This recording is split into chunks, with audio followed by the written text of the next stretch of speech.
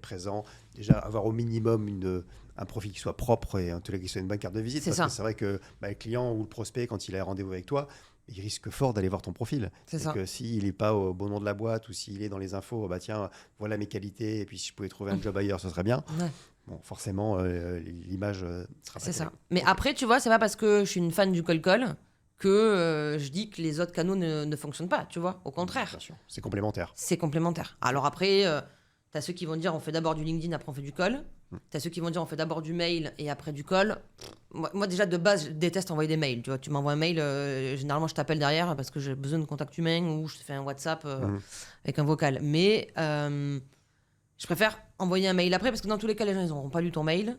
Et quand tu vas appeler, ils vont te dire de t'envoyer un email. Tu vas leur dire, mais je te l'ai déjà envoyé, mais renvoyez-le moi. Donc en fait, tu perds un peu de temps. Donc moi, j'aime bien commencer par le call ou par LinkedIn. De toute façon, je ne connais pas, moi, de meilleurs moyens, de moyens de prospection qui est le meilleur retour sur investissement que le phoning, encore aujourd'hui, en Tout à fait. 2025. Hein, enfin. C'est ça. Alors après, ça dépend des paniers moyens. Enfin, tu vois, surtout pour globalement. l'externalisation.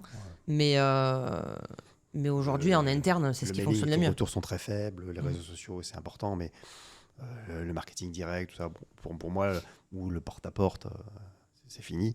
Donc, Bah, tu sais que ça marche. Hein. oui, ça marche, mais c'est du beaucoup de temps, en fait. C'est du temps. Et quand tu vois qu'en 1 heure, tu vas passer à peu près 15 appels, qu'en fonction de la qualification, tu vas peut-être avoir 4-5 interlocuteurs, et que sur ces 4-5, en moyenne, tu as un rendez-vous sur 2. C'est pas pour des ratios que j'ai, moi, mais je sais pas si... En fait, ça dépend qui t'appelle et pourquoi tu les appelles. Ça en fait. dépend, effectivement, mais C'est bon, ça.